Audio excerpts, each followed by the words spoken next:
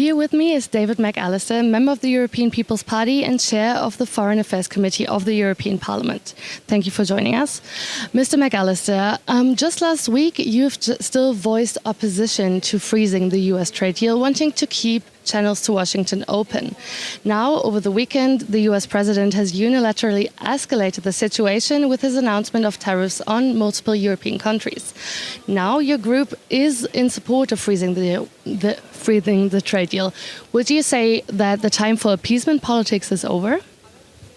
Well, obviously the circumstances have changed fundamentally, and that's why my group and also myself, I support that the European Parliament will not greenlight the EU-US trade deal, which was found last summer in Scotland, simply as long as the US president is threatening with unlawful tariffs against allies and partners. The conditions are simply not there. That is the major difference between last week and this week. One option for the EU to play hardball now would be the anti-coercion instrument, also known as the trade bazooka. Your group has voiced hesitance to take this step. Why is that? The High Representative and Vice President Kaja Kallas just said that the European Union will remain calm on the one hand, and on the other hand we will hold our ground. And this is exactly what the debate is all about. We are in favor of dialogue and cooperation with the US administration, but this requires respect from the US side. And this is lacking. And that's why, on the other hand, we have to be very clear and principled in our position. That means solidarity with our EU and NATO member state, the Kingdom of Denmark, solidarity with Greenland. The future of Greenland will be decided by the people of Greenland, in close cooperation with Copenhagen, and by nobody else. Greenland is not for sale. Now, how do we react? The European leaders will meet on Thursday evening, the 27 heads of state and government. I expect them to have a thorough discussion about what has happened in the last few days. This is a substantial challenge, a substantial crisis for the NATO alliance, undoubtedly. And then the European Commission will present a few options we have. I just mentioned the first option, that the European Parliament will not greenlight the EU-US trade deal.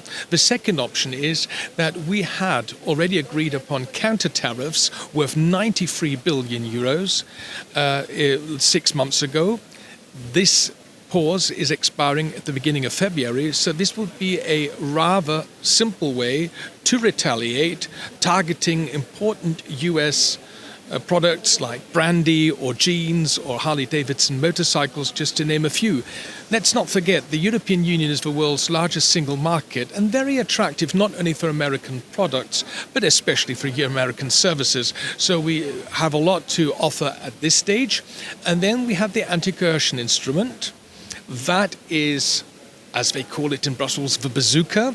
That is an instrument which has never been used, but it was shaped and designated for a situation where you might face economic political blackmail.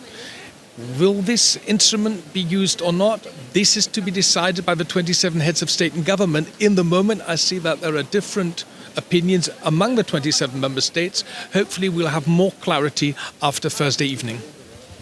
Well, starting the procedure of even establishing whether there's coercion might take up to 4 months. Would it possibly make sense to already start this period now, just leaving aside for now if you're actually going to use it or not?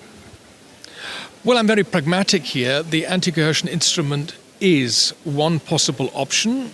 Of course, it is a politically fundamental option. That means it would require the large majority of member states supporting this. Let's wait and see what happens on Thursday evening, but certainly it is an option. And indeed, starting the process is the one thing. Until it's fully functional will take weeks or even months. But I want to underline here once again, nobody in the European Union, at least nobody who has his senses together, is interested in escalating this conflict with the United States. We are interested in de-escalation, and we call on the US side to come back to where we were before, and that one thing is clear: we in the NATO alliance and we in the transatlantic alliance, we respect international law, and this includes the territorial sovereignty and integrity of Greenland. There cannot be a debate about this, full stop. We're hearing from Davos now that Trump is in fact open to talks on Greenland. But what if this doesn't work? What if he continues his threats on the island? What would that mean for NATO and other transatlantic alliances? Well, we should use every opportunity to talk to the US side, not only to the president, but also to important lawmakers and government officials. I mean, what I am witnessing is in Washington, there is increasing criticism of President Trump's course on Greenland. More and more also Republican lawmakers are going public saying that this is not the right way forward. And public opinion in America is clear. The latest poll I saw was that 80% of the US Americans are strictly against the unlawful annexation of Greenland. And the US citizens see that this is also harming their own interests because tariffs and retaliatory tariffs are in the end paid by the citizens and the consumers.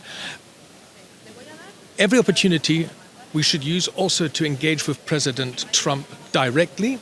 And yes, there are security concerns in the wider Arctic, including Greenland. And these security concerns need to be addressed. But NATO is the format, NATO is the formation where these security concerns need to be addressed. And the Kingdom of Denmark has invited the US to engage military-wise in Greenland. The Americans used to have much more troops in Greenland. Now they only have one base left in northern Greenland. So the opportunities are there. If President Trump is so serious about these security concerns, then it's up to him also to step up the US engagement in Greenland. Denmark and all other NATO partners would welcome this. David McAllister, European People's Party, thank you very much.